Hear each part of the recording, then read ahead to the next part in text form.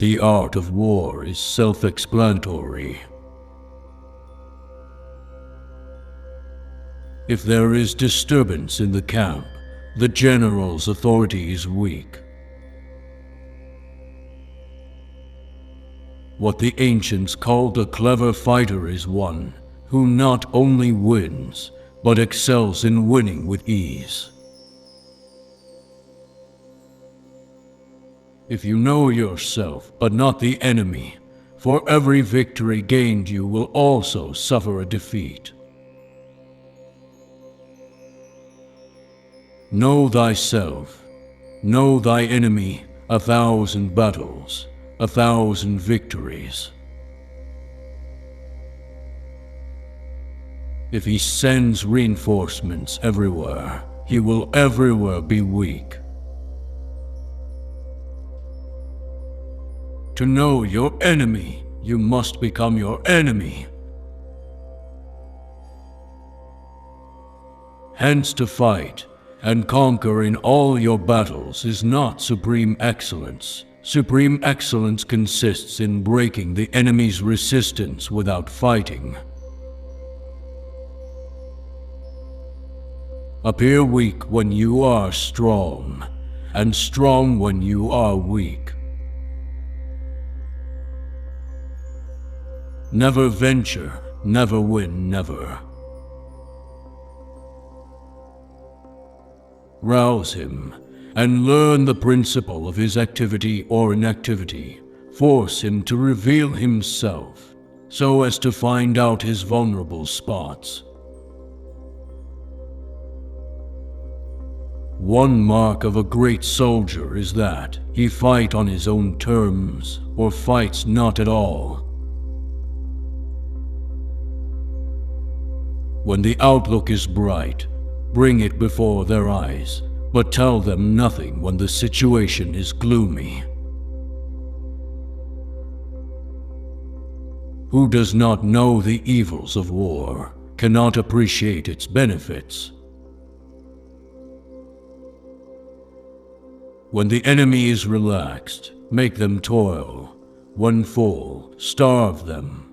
When settled, make them move. When you surround an army, leave an outlet free. Do not press a desperate foe too hard. It is the rule in war, if our forces are 10 to the enemy's 1, to surround him. If 5 to 1, to attack him. If twice as numerous, to divide our army into 2. The control of a large force is the same principle as the control of a few men. It is merely a question of dividing up their numbers. Ponder and deliberate before you make a move. If you know the enemy and know yourself, your victory will not stand in doubt. If you know heaven and know earth, you may make your victory complete. He who is prudent and lies in wait for an enemy who is not will be victorious. The greatest victory is that which requires no battle. The worst calamities that befall an army arise from hesitation. By reinforcing every part, he weakens every part. Success in warfare is gained by carefully accommodating ourselves to the enemy's purpose. He will win who knows when to fight and when not to fight. Thus the expert in battle moves the enemy and is not moved by him. Attack him where he is unprepared. Appear where you are not expected. Even the finest sword plunged into salt water will eventually rust. Great results can be achieved with small forces. Ultimate excellence lies not in winning every battle, but in defeating the enemy without ever fighting. It is easy to love your friend, but sometimes the hardest lesson to learn is to love your enemy. Be where your enemy is not. Let your plans be dark and impenetrable as night, and when you move, fall like a thunderbolt. The whole secret lies in confusing the enemy, so that he cannot fathom our real intent. Begin by seizing something which your opponent holds dear, then he will be amenable to your will. Invincibility lies in the defense, the possibility of victory in the attack. It is only the enlightened ruler and the wise general who will use the highest intelligence of the army for the purposes of spying, and thereby they achieve great results. Who wishes to fight must first count the cost. The wise warrior avoids the battle. In war, then, let your great object be victory, not lengthy campaigns.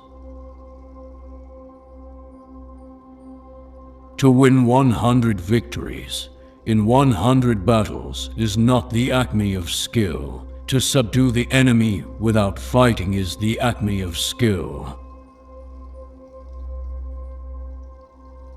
Knowing the enemy enables you to take the offensive. Knowing yourself enables you to stand on the defensive.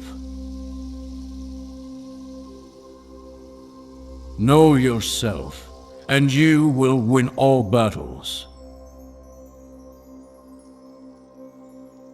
Build your opponent a golden bridge to retreat across. Treat your men as you would your own beloved sons, and they will follow you into the deepest valley. Water shapes its course according to the nature of the ground over which it flows. The soldier works out his victory in relation to the foe, whom he is facing. Disorder came from order, fear came from courage, weakness came from strength. Order or disorder depends on organization, courage or cowardice on circumstances, strength or weakness on dispositions. Attack is the secret of defense. Defense is the planning of an attack. To secure ourselves against defeat lies in our own hands, but the opportunity of defeating the enemy is provided by the enemy himself. If his forces are united, separate them. Conform to the enemy's tactics until a favorable opportunity offers, then come forth and engage in a battle that shall prove decisive. If the mind is willing, the flesh could go on and on without many things. Victorious warriors win first, and then go to war, while defeated warriors go to war first, and then seek to win war. Move swift as the wind, and closely formed as the wood. Attack like the fire, and be still as the mountain.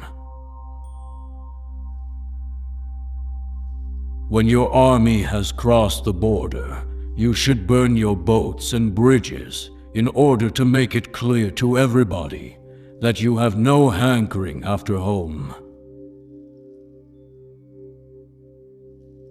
Energy may be likened to the bending of a crossbow, decision to the releasing of a trigger. So in war, the way is to avoid what is strong and strike at what is weak. In the midst of chaos, there is also opportunity. Rewards for good service should not be deferred a single day. If you wait by the river long enough, the bodies of your enemies will float by. There is no instance of a nation benefiting from prolonged warfare. Wheels of justice gin slow, but grind fine. It is only one who is thoroughly acquainted with the evils of war that can thoroughly understand the profitable way of carrying it on. Do not swallow bait offered by the enemy. Do not interfere with an army that is returning home. The supreme art of war is to subdue the enemy without fighting. He will win who, prepared himself, waits to take the enemy unprepared. Opportunities multiply as they are seized. You can be sure of succeeding in your attacks if you only attack places which are undefended. Move not unless you see an advantage. Use not your troops unless there is something to be gained. Fight not unless the position is critical. Pretend inferiority and encourage his arrogance. Mystify, mislead, and surprise the enemy. In battle, there are not more than two methods of attack, the direct and the indirect, yet these two in combination give rise to an endless series of maneuvers. Know your enemy and know yourself, and you can fight 100 battles without disaster. Too many calculations lead to victory, and few calculations to defeat. But a kingdom that has once been destroyed can never come again into being, nor can the dead ever be brought back to life. Conceal your dispositions, and your condition will remain secret, which leads to victory. Show your dispositions, and your condition will become patent, which leads to defeat. If your opponent is of choleric temper, seek to irritate him. Pretend to be weak, that he may grow arrogant. If ignorant both of your enemy and yourself, you are certain to be in peril. Convince your enemy that he will gain very little by attacking you. This will diminish his enthusiasm. One may know how to conquer without being able to do it.